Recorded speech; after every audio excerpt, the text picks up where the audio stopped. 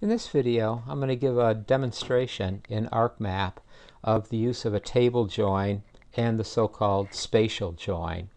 We've been working with Oneida County, and I've become familiar with that data set, and you probably have it handy. So I'm going to continue working with Oneida County and characterizing the towns, villages, and cities of Oneida County.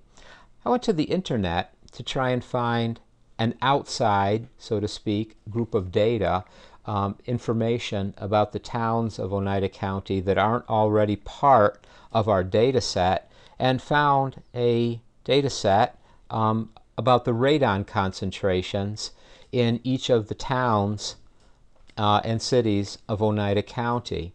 And what this data set shows is, town by town, the percentage of homes that have an excessive level of radon in the living area and in the basement, which is much higher because radon almost always enters a home through seepage through the basement, through the foundation. So this I did have to reformat this to some extent to make it simpler and cleaner and appropriate, but it is not, as you can see, a very complicated or unusual or weird format. I just have all the towns and two columns of information.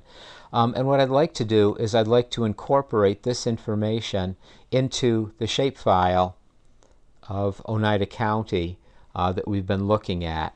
In this case, this column here is going to be called the key field because it is the field that is in common and is able to and allows the computer to make a match between the spatial data sets, which each polygon also has the name of the town as an attribute, and this file, which includes the information about radon concentrations.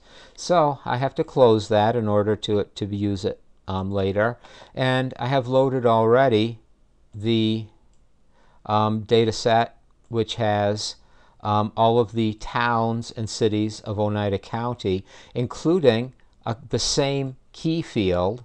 Doesn't necessarily have to have the same name, but it has to have the same content or compatible content.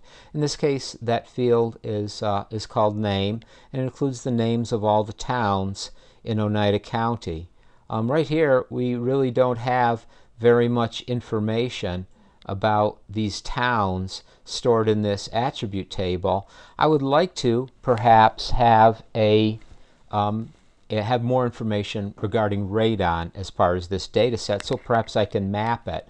The procedure for this is actually very, very short and very, very quick. The accomplishment and the accomplishment is large and the concept is difficult. The process is relatively simple though.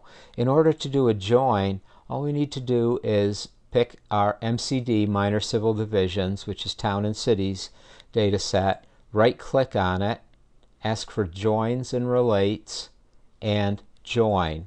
And we have a relatively simple dialog box, and first thing we specify is that we're going to do attributes from a table as opposed to spatial location. We're going to do a table join.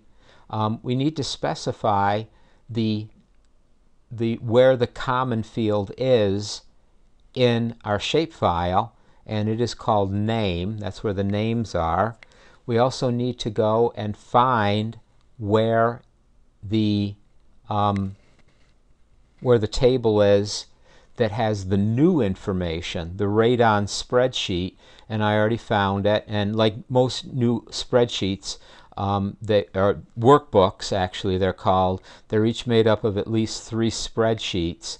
All of that radon information is in sheet 1 of radonoc.xls, and I found that without any trouble because I just practiced it and the computer remembered for me. Then I say add. Now I also need to identify which field in that spreadsheet contains the key values. In the spreadsheet, the towns are in a column. The town names are in a column called town. I have to specify that. And these two columns here are now going to be our lookups in the way in which the computer will make the match when I say OK. And it happens so fast, you think something went wrong and you're waiting for some signal, but it's done already. I just need to open the attribute table, and I can expand the attribute table and discover that Ansville has 9% of the living areas sampled had excessive radon, and 33% had excessive radon in the basement, and so on. So what I've just done very quickly is to enrich this attribute table by using the join. And if I want to now, I can shrink this back down. I could even go ahead and do exactly what I'm going to ask you to do for your assignment, and that is create a nice map product which shows the radon concentrations. And let's use the basements and see if there's any spatial pattern.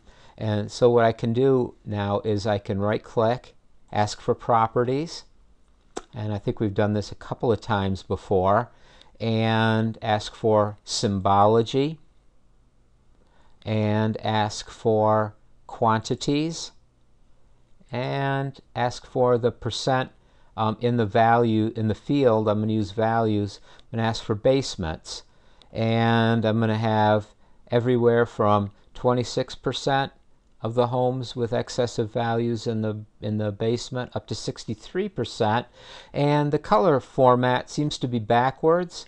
I can just go right ahead, and that wasn't it. I can go right ahead and click here, say flip symbols, and now the lower values are green up to higher values with red, and 5 categories, and say OK. And there does seem to be some vague spatial pattern. There seems to be a concentration of higher values in this area and this area, and lower values in the peripheries. So I don't know what the geology behind that is, but have made a map, and this map really should have a title and a done by and a description box and a legend and such. I'll leave you to practice your cartography skills, because the homework assignment for this week is to create a radon map, radon distribution map, and turn it into a nice map product, save as a PDF, and put it in the Dropbox. Next video, I'll show how to do a spatial join and give a brief description of what that is.